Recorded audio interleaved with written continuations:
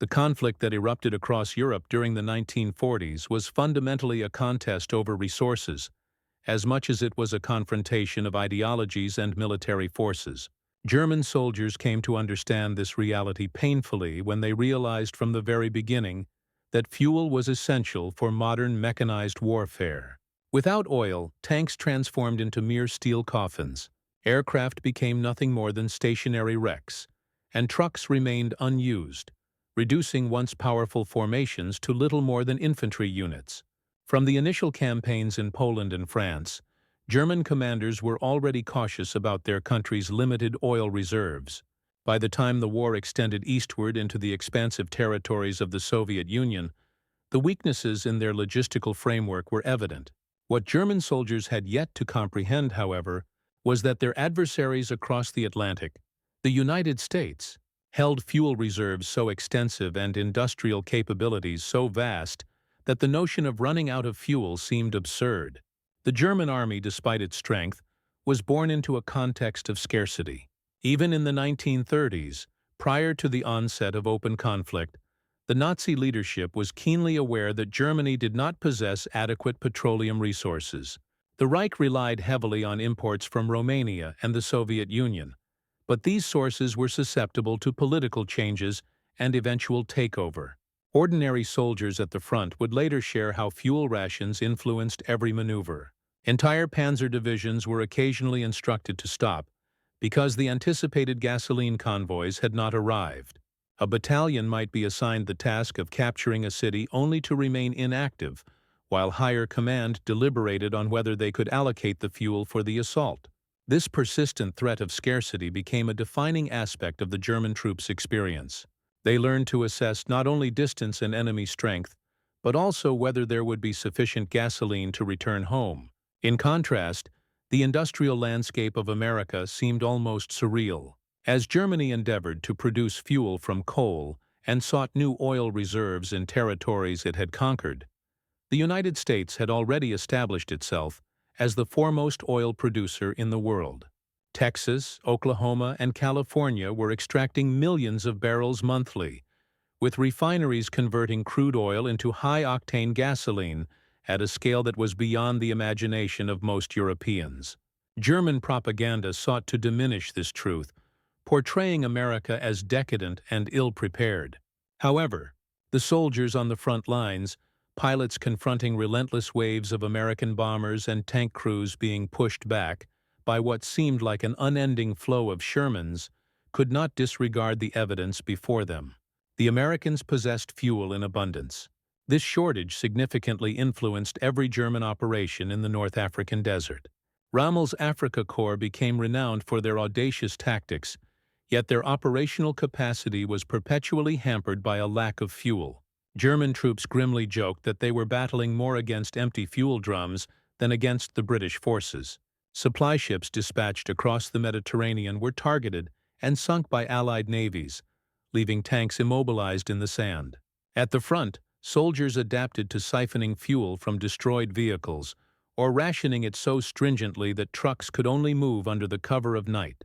In their journals, numerous soldiers expressed envy over tales of American units.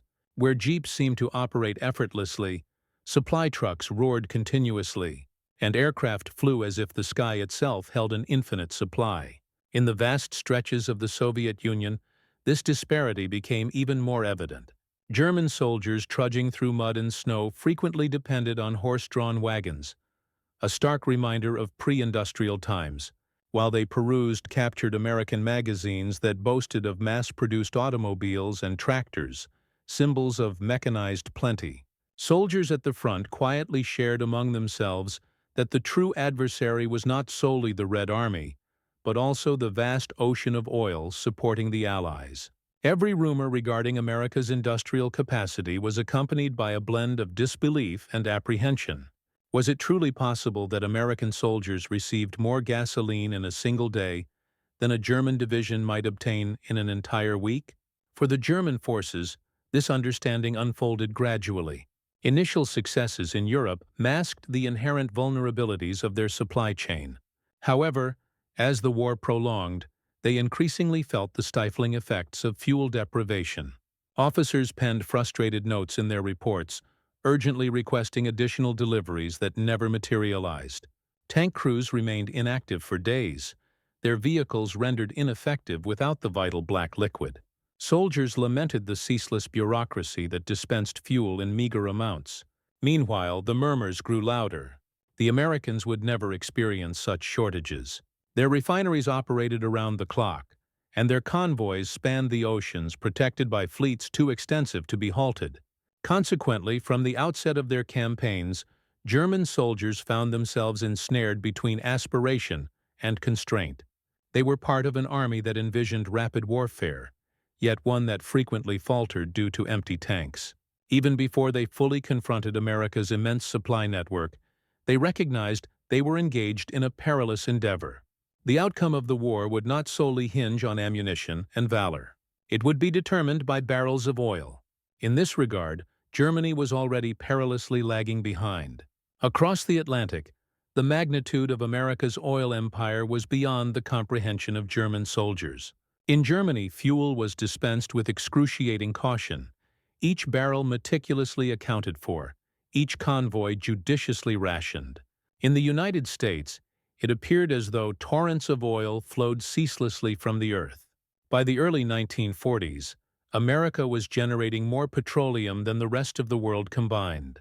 Fields in Texas, Oklahoma, and California produced millions of barrels each month, and extensive refineries converted that crude into gasoline, diesel, lubricants, and aviation fuel.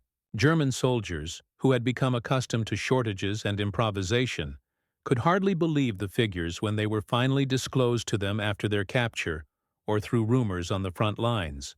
For them, oil was a rare commodity. In contrast, to the Americans, it was as plentiful as water. The infrastructure supporting this abundance was astonishing. In states such as Texas, derricks stretched across the horizon for miles, resembling forests of steel that pumped tirelessly. Railways transported tank cars day and night to refineries that operated on an unparalleled scale compared to anywhere in Europe. The Port of Houston, the Port of Los Angeles, and refineries in New Jersey functioned continuously to produce refined products ready for global shipment. For every gallon of fuel that the Germans extracted from coal through intricate and expensive chemical processes, the Americans could refine hundreds effortlessly.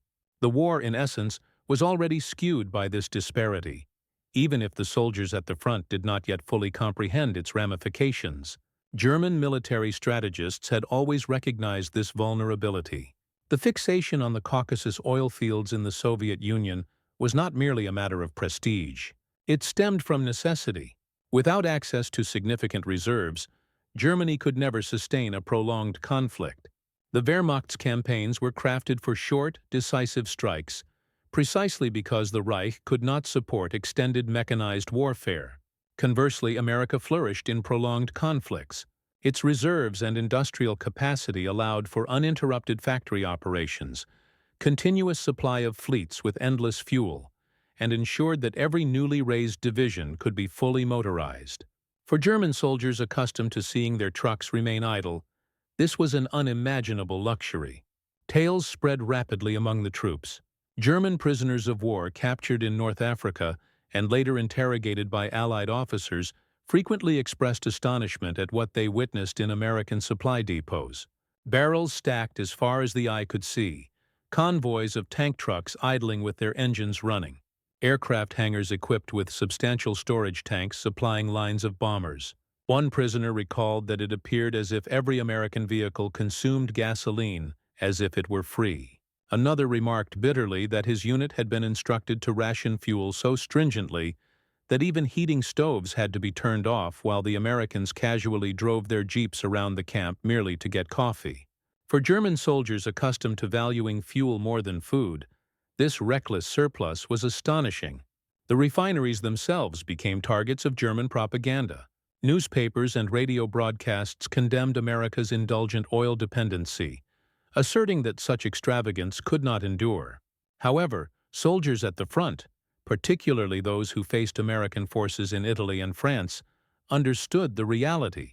They observed as convoys of American trucks streamed through supply lines, as tanks advanced without interruption, and as aircraft circled above without concern for depleting aviation fuel. The realization dawned upon them. The war was not solely a battle of weaponry but of resources. In that regard, America operated on an entirely different plane. Even among Germany's highest officials, this reality was recognized with exasperation. Albert Speer, Hitler's Minister of Armaments, later confessed that Germany's defeat was determined not only by military failures, but also by the overwhelming advantage of Allied resources, primarily oil. For the average German soldier, this advantage was evident in daily humiliations, stalled vehicles, abandoned equipment, and the relentless struggle of marching on foot while the enemy appeared to glide effortlessly forward on wheels. The awareness that the Americans had virtually unlimited fuel reserves eroded morale. Soldiers whispered that regardless of their officers' skills or their own efforts, they were pitted against an adversary that simply could not exhaust its resources. As the war continued, the disparity between German scarcity and American abundance became increasingly pronounced. Synthetic fuel facilities in Germany became targets for bombing, and each attack further tightened the noose. Meanwhile, new oil fields in the United States and Mexico continued to increase production. By 1944, America's oil output was not only meeting the demands of its own vast war machine, but also supporting its allies. For German soldiers who struggled to refuel a single panzer regiment, this global generosity was unfathomable. They began to realize that America's true strength did not solely reside in its factories or manpower, but in the abundant black gold beneath its soil, an inexhaustible reserve that no U-boat campaign, no blitzkrieg, and no desperate counteroffensive could ever hope to rival. By the time German armored divisions engaged Allied forces on the battlefields of Europe and North Africa, the disparity in fuel was no longer a mere abstract idea. It had become a harsh daily reality. German tank crews, who had once led rapid offensives during the early blitzkrieg campaigns, now found themselves idly waiting beside their vehicles. Their engines were cold, and their missions were postponed or canceled due to the failure of fuel convoys to arrive. For the average soldier, this was infuriating. They had been trained for speed, for shock, for swift penetrations deep into enemy territory, yet they often stood powerless as opportunities slipped away, all because the vital gasoline was absent. What German soldiers could not grasp was how different the situation was for their American counterparts, who appeared to have an endless supply of fuel regardless of where they fought. In North Africa, the contrast became painfully evident. Erwin Rommel's Afrika Korps achieved legendary status for their tactical brilliance, but their battles with fuel shortages were equally legendary. German soldiers were used to scraping from every available source. Crews siphoned fuel from destroyed vehicles, bartered with Italian allies for a few extra gallons, or even tried to filter impure local supplies just to keep their engines operational. Every liter was treated with the utmost care, akin to precious treasure. Soldiers would leave their trucks parked in the shade for extended periods, reluctant to squander even the slightest amount on unnecessary movements. When orders were issued to advance, the concern was not about the possibility of defeating the enemy, but rather whether the tanks would even make it to the battlefield. The image of American tanks, which always seemed to arrive fully fueled and prepared, eroded their morale like a gradual poison. On the Eastern Front, conditions deteriorated even further. The vast expanse of Russia necessitated enormous amounts of fuel for any mechanized force to function effectively. German soldiers trudged through mud and snow while their panzers remained idle due to a lack of gasoline. Diaries and letters from the front lines recount instances of tanks being abandoned because they could not be refueled, left behind for the Soviets to seize or destroy. Meanwhile, rumors circulated about the Americans dispatching convoy after convoy of fuel across the Atlantic. This was enough not only to sustain their own forces, but also to keep the British and even the Soviets operating at full capacity. For soldiers accustomed to enduring hardship, this appeared inconceivable. How could one nation supply fuel for itself and its allies while Germany struggled to support even a single front? The shock intensified as German soldiers began to witness American units firsthand. In Italy and later in France, Captured soldiers and civilians recounted the overwhelming sight of American convoys. Long lines of trucks, each filled to the brim with gasoline, moved forward with a confidence that only abundance could afford. German soldiers, trained to conserve every drop, watched in astonishment as American jeeps operated continuously, engines idling while drivers paused to converse or light cigarettes. They observed supply depots with barrels stacked like walls, seemingly endless, guarded nonchalantly as if there could never be a shortage. To them, this was the most surreal spectacle of the war, an enemy that treated the very fuel Germany desperately needed as if it were limitless. The imbalance had tactical repercussions that every German soldier could perceive. Panzer divisions, once the pride of the Wehrmacht, became increasingly constrained in their capabilities. A breakthrough might be realized only for the advance to come to a standstill due to the fuel train lagging behind. Retreats turned chaotic when tanks ran out of fuel and had to be destroyed to prevent capture. Soldiers cursed not only their adversaries, but also their own high command, who promised victories yet failed to supply the essential resources needed to achieve them. In contrast, the Americans advanced with a smooth inevitability. Their tanks moved steadily, their trucks delivered supplies without interruption, and their air support consistently arrived on time. It appeared as though the war for them was never limited by the question of, "Do we have enough fuel?" A question that haunted German troops at every turn. The psychological burden was immense. For German soldiers, the awareness that they were fighting not only against armies, but also against a resource empire, weighed heavily. It meant that every hard-won victory felt precarious, and every setback was catastrophic. When they seized Allied equipment, they were astonished not only by the machines themselves, but also by the fact that these machines were always ready to operate, consistently supported by a system that never faltered. In hushed conversations, they confided in one another that no amount of bravery could alter this reality. Tanks without fuel were merely metal carcasses. Trucks without gasoline were dead weight. Airplanes without aviation fuel were useless hulks. And against an enemy that seemed to possess an endless supply of fuel, their own efforts began to feel futile. Thus, in the dust of deserts and the mud of the Eastern Front, German soldiers confronted the truth that would follow them throughout the war. While their tanks stalled, American engines roared.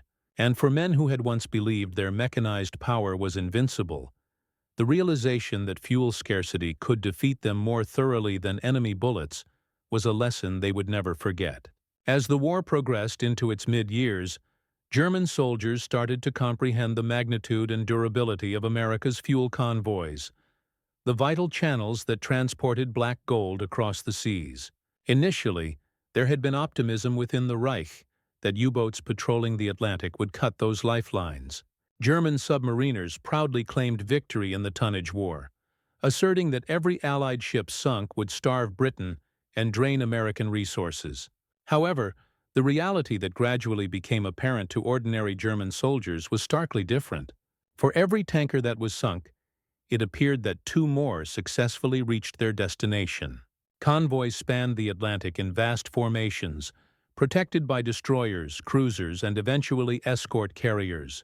Where German troops anticipated a collapse, they instead witnessed a continuous flow of supplies arriving on Allied shores.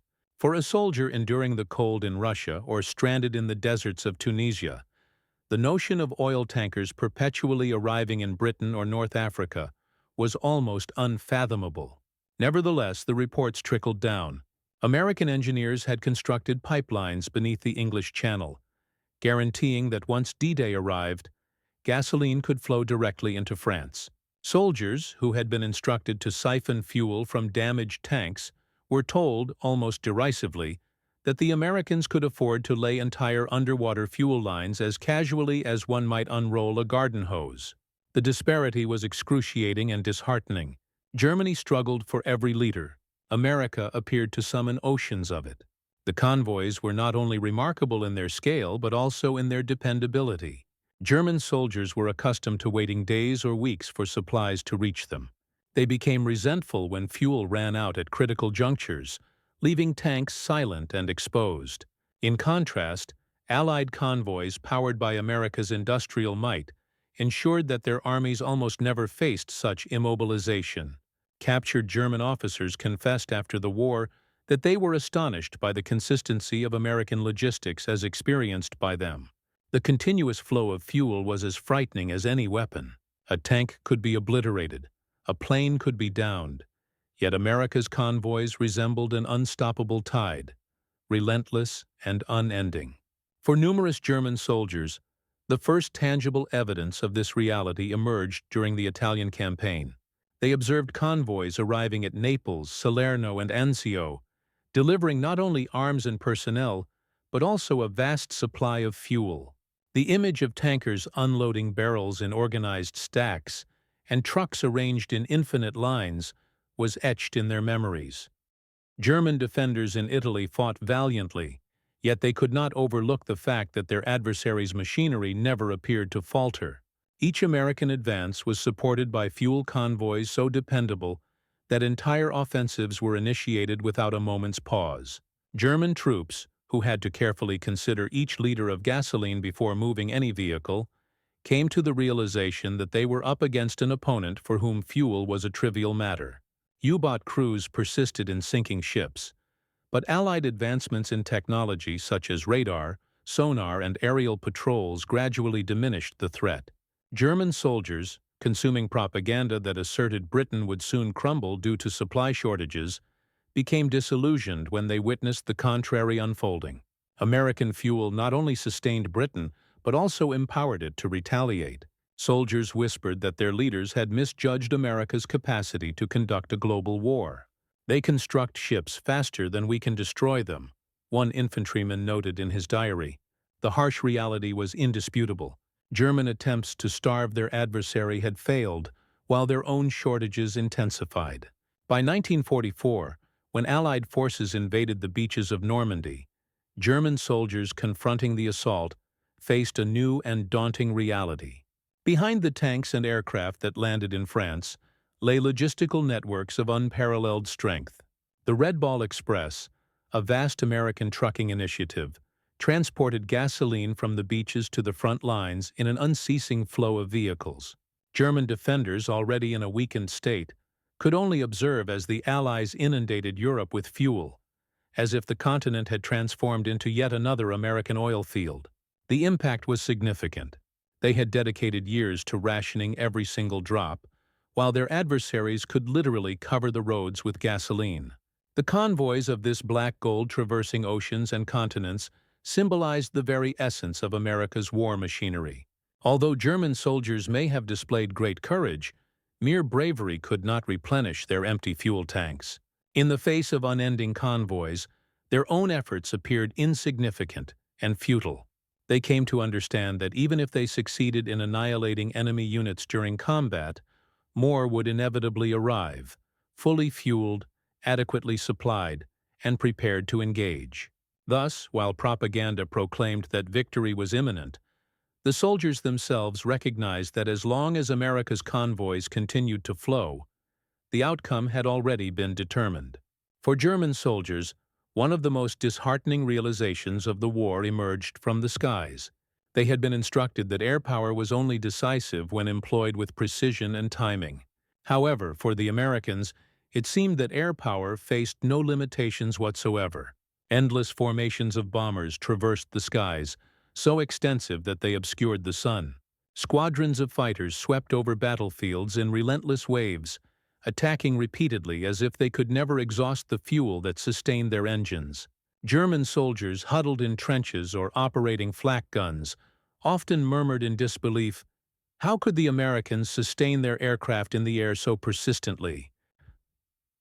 The Luftwaffe, once regarded as a formidable force, was by the mid-war years desperately striving to conserve what little fuel remained.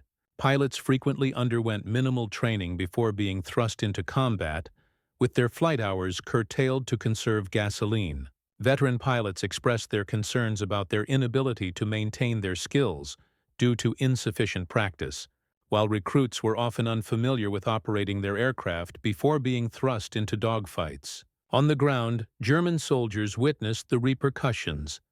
a decline in the number of planes taking off, a reduction in squadrons in the air, and a steadily diminishing capacity to withstand Allied bombing campaigns. In contrast, American pilots operated with such frequency that it appeared training consumed more fuel than Germany could allocate for its entire air force. The Americans did not simply equal German sorties, they significantly increased them. The abundance of fuel facilitated continuous bombing missions targeting industrial sites, railroads, and cities deep within the Reich. German soldiers stationed in France or Italy reported the incessant noise of bombers flying overhead, day and night, a sound that became synonymous with the war. They observed with resentment as their anti-aircraft guns fired into the sky, often with minimal impact, since the bombers returned the following day as if nothing had been lost.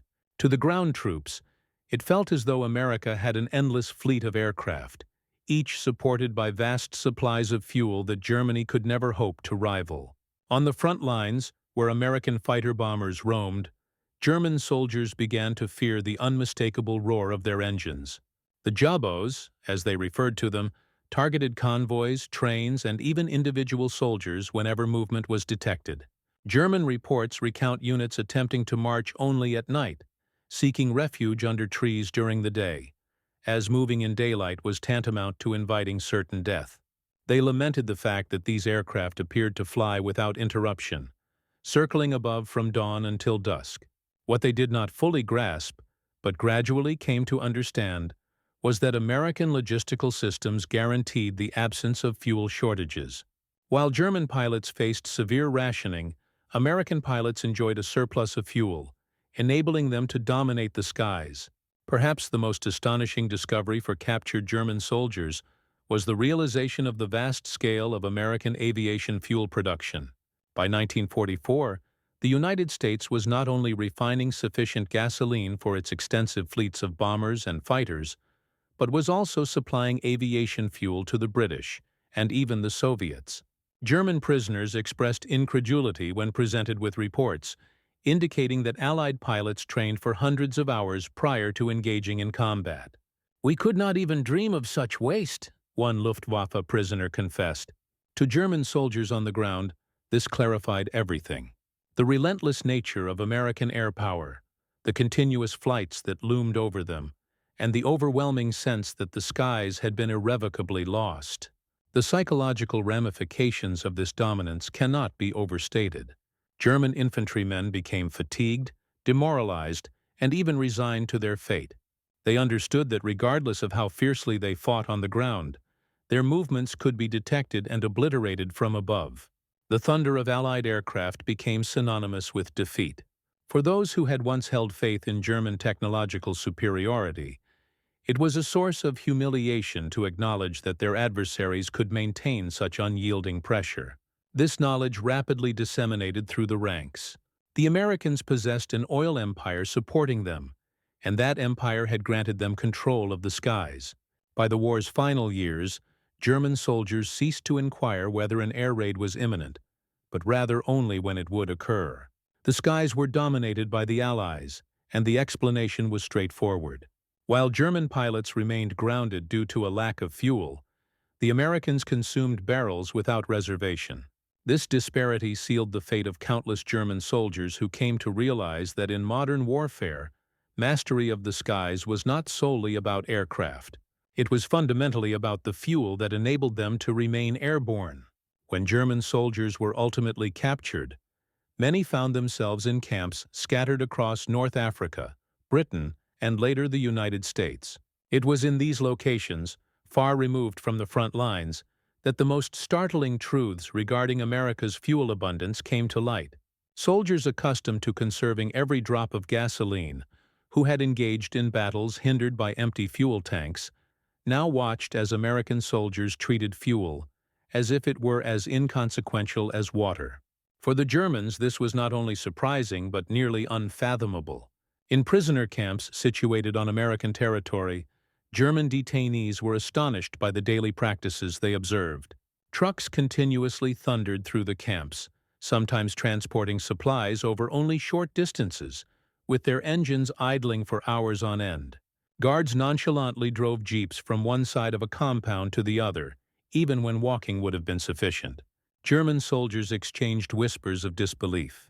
In the Reich, an officer might cancel an entire operation due to a lack of fuel, whereas here, an American private could utilize it without a second thought. For men who had siphoned fuel from wrecked vehicles and carried cans across miles of battlefield, this represented an entirely different reality. Testimonies from captured soldiers later disclosed the profound impact this had on them. One German tank crewman noted that while his unit often received fuel rations so meager that they could not even warm food over a fire, American units utilized gasoline for cooking, heating, and even incinerating trash. Another soldier bitterly recalled that his entire division had been compelled to abandon operational tanks outside Kharkov due to an inability to find fuel. While in captivity, he observed Americans practicing with trucks and jeeps merely to keep their driving skills sharp. These experiences, more than any lecture or propaganda, convinced them that Germany had entered a war it could not possibly win. The astonishment also extended to aviation fuel. German prisoners interrogated about their experiences were often questioned regarding the Luftwaffe's shortages, and they candidly spoke of pilots restricted to a limited number of training hours. In contrast, American officers recounted how U.S. pilots flew incessantly, even in training squadrons that never engaged in combat. For German POWs, this was infuriating. Some individuals simply could not accept the reality until they witnessed American training fields firsthand. Rows of aircraft took off consecutively, consuming gallons of fuel every minute as if it were inconsequential. The understanding that America could afford to squander what Germany desperately needed shattered the final illusions of parity. Similarly, in Europe, German soldiers captured during the campaigns in France and Italy recounted comparable experiences. They recalled the first occasion they were marched past American supply depots. Endless stacks of barrels towered above their heads, guarded not with the vigilance one would anticipate for such valuable cargo, but rather with a sense of nonchalance, as there was always more on the way. Some recounted how, while in captivity, they observed convoys of trucks delivering fuel continuously to the front lines, never hindered by shortages or delays. For men who had fought entire battles over the issue of whether fuel would arrive on time, the casual abundance of their captors was both humiliating and frightening.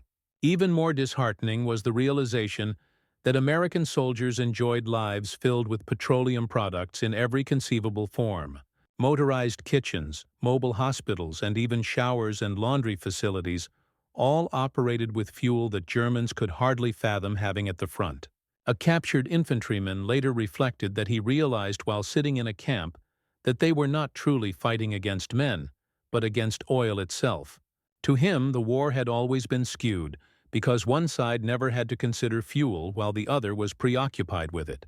The disbelief of German prisoners transformed into a reluctant respect. They recognized that bravery and tactical genius could only achieve so much when faced with such logistical dominance. Many conceded after the war that they realized their defeat was not merely a result of errors on the battlefield or inadequate leadership, but rather the straightforward truth that America's oil empire had provided it with an unending advantage. The individuals who had previously placed their faith in blitzkrieg now realized that speed was meaningless without fuel. Their astonishment, stemming from first-hand experience, was an acknowledgement of the truth.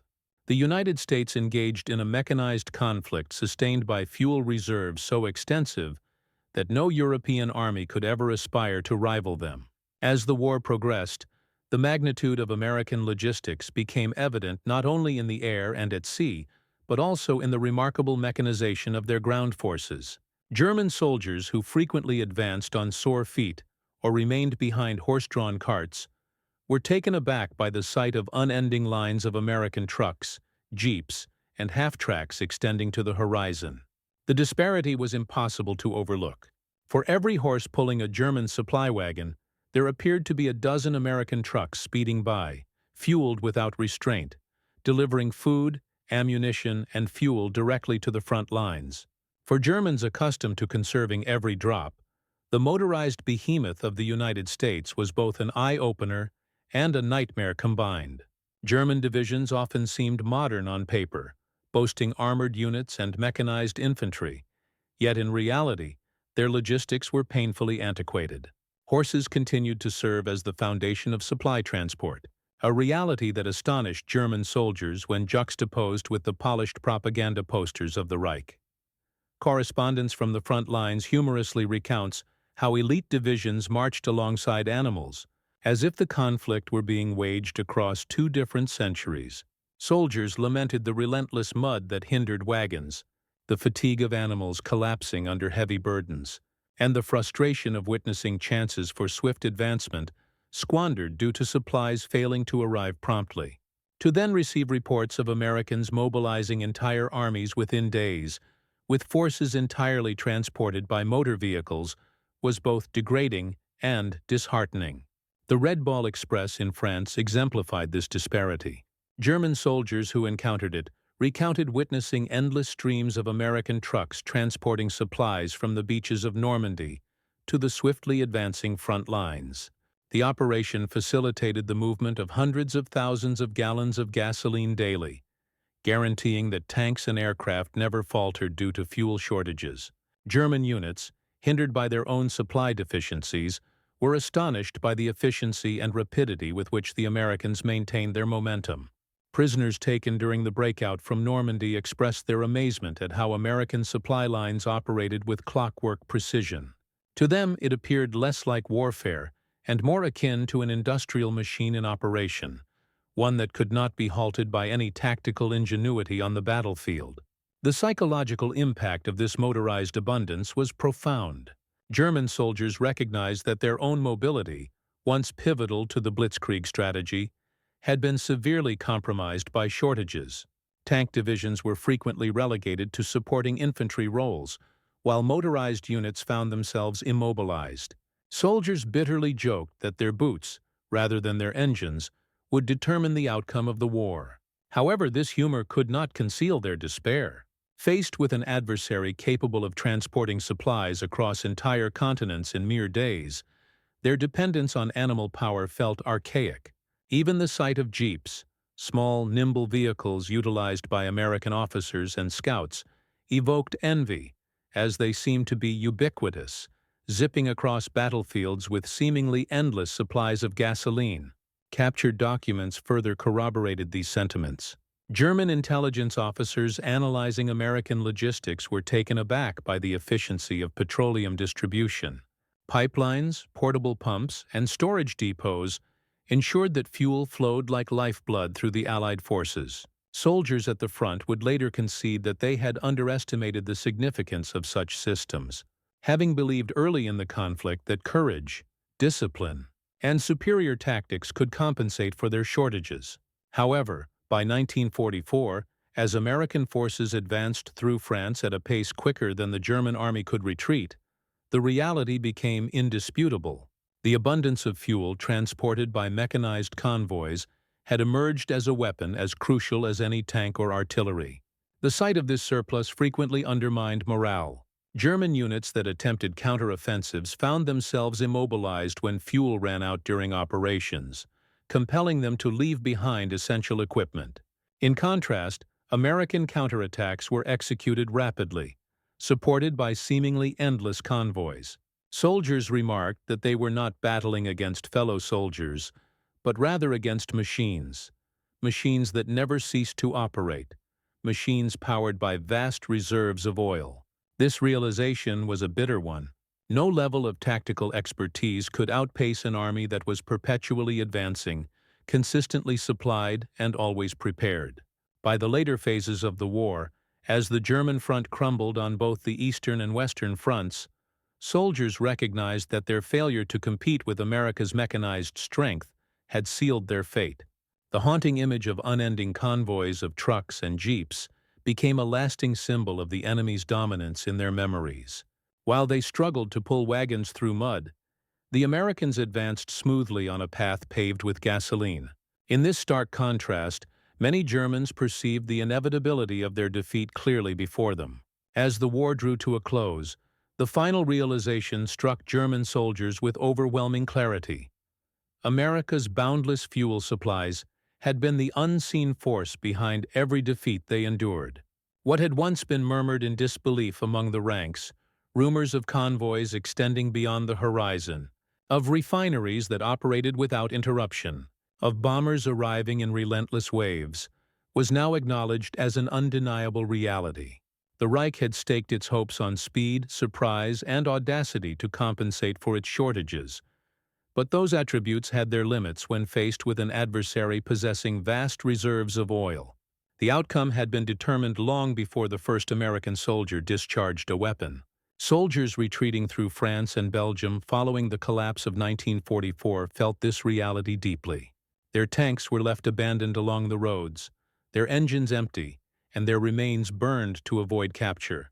Their artillery was pulled by weary horses that frequently perished in their traces.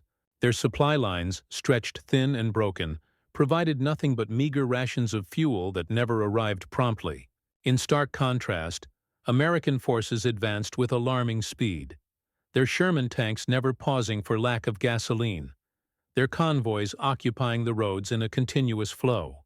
German infantrymen, trudging on foot, could only observe helplessly as the motorized waves surged past, unstoppable and fueled by an abundance of oil they could scarcely conceive of possessing.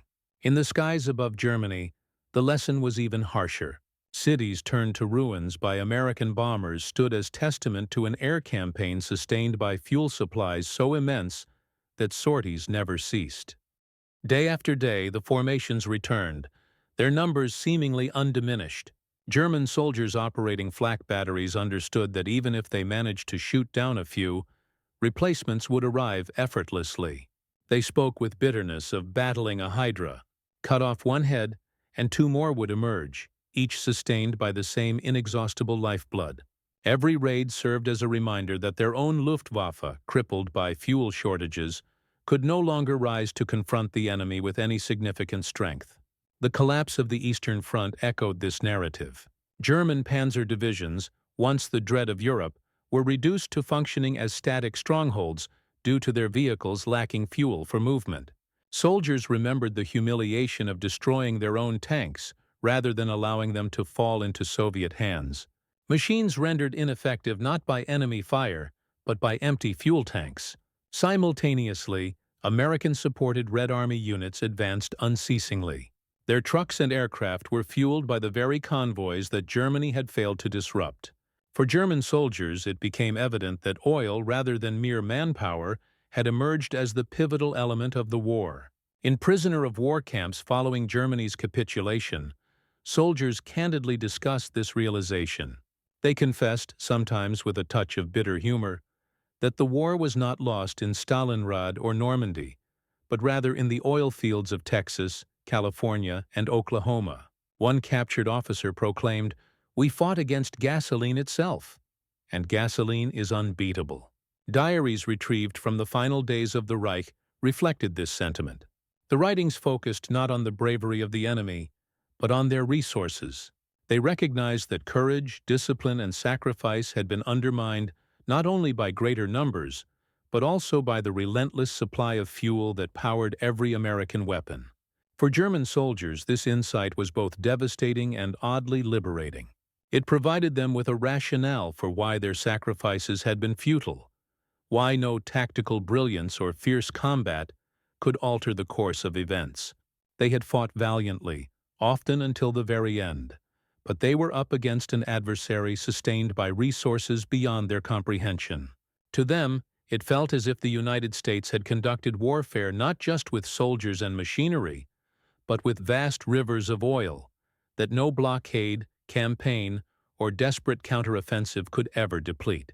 Thus, when the guns finally fell silent in May of 1945, the most enduring memory for many German soldiers was not solely of the battles lost or comrades who had fallen. It was the sight of American convoys extending to the horizon, the continuous roar of engines that never ceased, and the seemingly endless barrels of fuel that appeared wherever they were required.